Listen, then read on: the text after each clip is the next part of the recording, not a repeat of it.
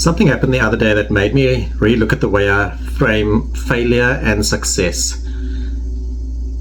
It made me realize that there's no such thing as failure.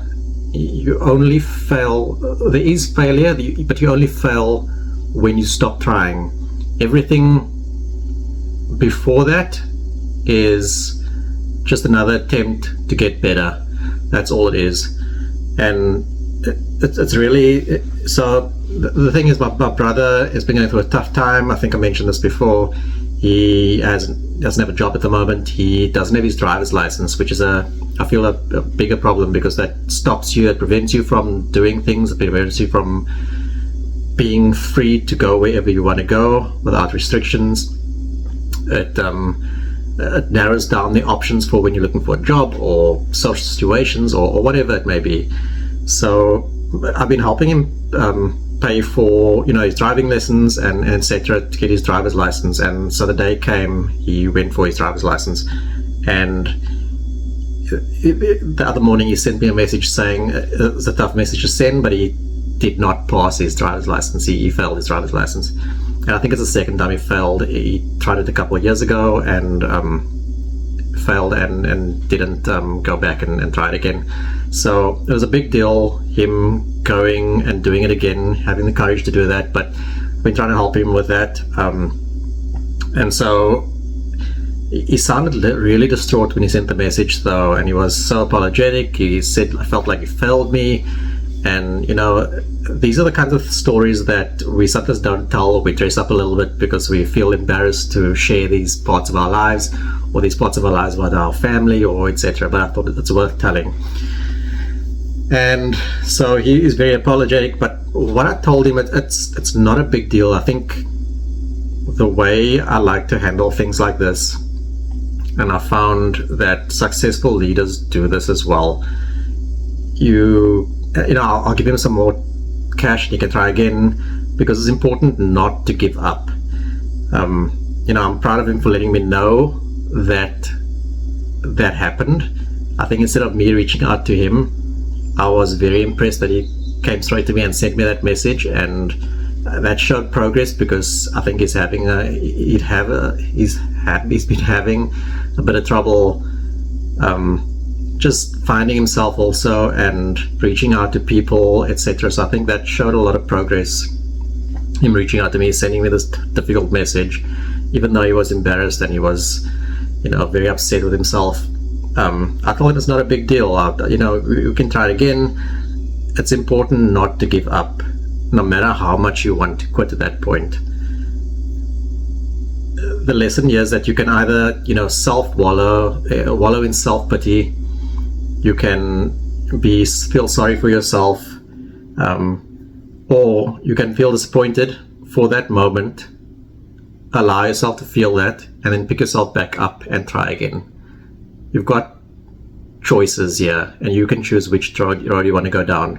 And that's really what success and failure does come down to, because success in the end is just staying consistent with something, trying it again and again, learning from those experiences, changing approaches as you go along, and then eventually you'll get to a point where you succeed.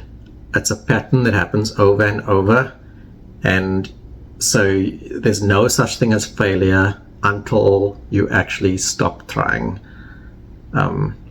It's not really about what has happened to you, it's about how you react to it.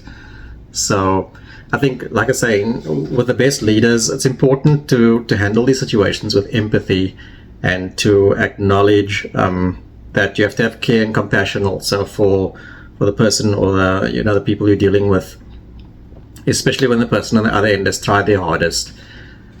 It's one thing when someone's not trying and you can visibly see that and understand that, and then I think a different approach is warranted.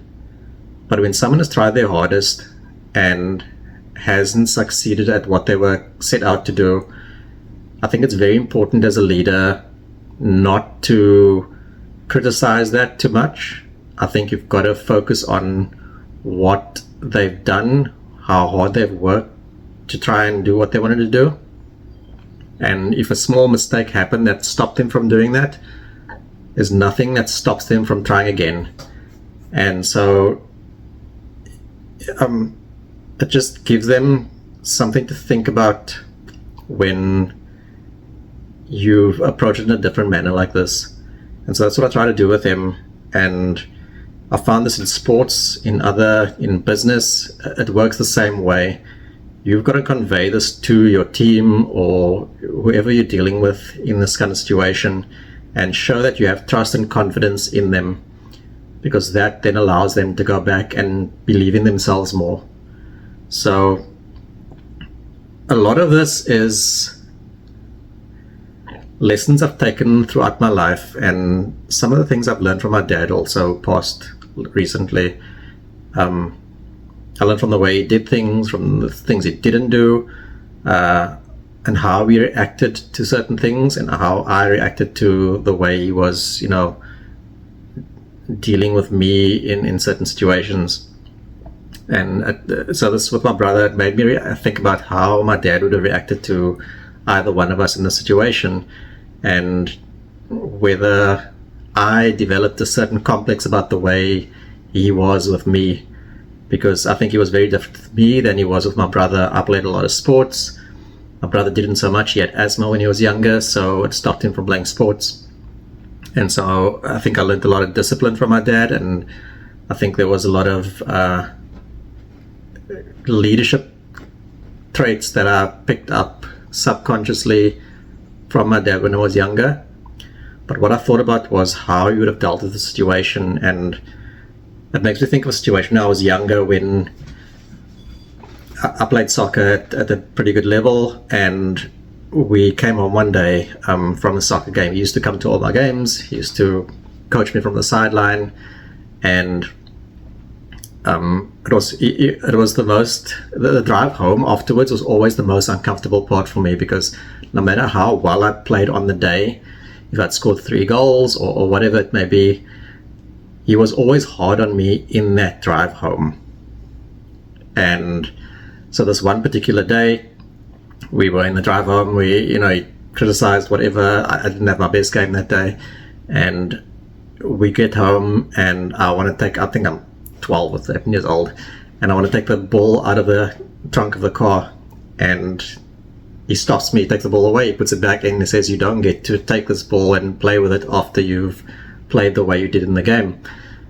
And it just took me by surprise, took me aback, and that was a long time ago, and I still remember that moment very vividly. And it taught me a couple of things. It taught me, one, that you don't realize it at the time, but he wasn't one for comfort, my dad. He wanted you to achieve at a higher level, and maybe didn't display that in the right way when approaching it with his kids. But it just showed he didn't want me to rest and to be average. He wanted the best for me. And you only realize it after a long time of replaying these situations and thinking back about every time this happened. You only start to realize the lesson you learned from that. And so just going back to my brother, it made me think about how my dad might have approached this with him. And I don't think it would have been in the most mature way, and I say that with all due respect to him. And I didn't want to be in that same... I didn't want to approach them in the same manner. I think we learn things from our parents. I think they're doing the best they can. And we learn things from them, and we learn also what not to do by watching their behavior or by reflecting on their behavior when we were younger, because like I said, they were doing the best they could. And so I really wanted to approach the situation with my brother in a different way, in a more compassionate way. And again, I think to me, what I've learned over the years is that good leadership does show that level of compassion and empathy, but also that allows the person to take responsibility. And so you show trust in them, that they can start to believe in themselves, and that was important. So I don't want it to lead. I didn't want it to lead to a fear of failure. I think that's when we start to play not to lose, is when we're not at our best. When we play to win is when I think we are at our best. And we may not always win, but at least we're going for the win instead of being so conservative and playing within ourselves because we are afraid to lose. And that to me is a big leadership lesson. So I just feel that everyone wants to perform to the potential, but sometimes that fear of failure, I know this happens with me, that always holds you back from, reaching that level. And I think when you take that fear of failure away and you know that other people trust in you to do your best, that you start to perform better. And so I wanted to leave my brother with that. And I don't know if there's any more lesson than what I've just talked about, but I just thought that was important, the failure versus success and how that works. So I don't think I have anything else to say about that. It just really made me reflect and think about what failure is, and is it a thing? It's certainly a thing, but I think it only becomes a thing when you stop trying your best to do what you've set out to do. And you can try it as many times as you want. There's nothing stopping you from trying again and trying again and trying again until you've succeeded at what you want to do. So thanks again for listening. This is the third video this week I've done. My plan here is to do 3 of these a week. I think I've set up the schedule now. I'm trying to do Tuesday, Wednesday, Thursday every week, but this week has been Tuesday, Wednesday, Saturday. I missed Thursday and Friday because work got a little busy this week. So I'm trying to stay consistent with this, not give up. I'm trying to do the things that I'm talking about more often, because I've found that I've in the past given up and gone into the next thing that I'm interested in. But I'm trying to stick with one thing and be as consistent as possible for as long as possible and see how that works out. It's really a little experiment for me, for myself. So thanks again for watching. Appreciate your time. I'll talk to you again the next time.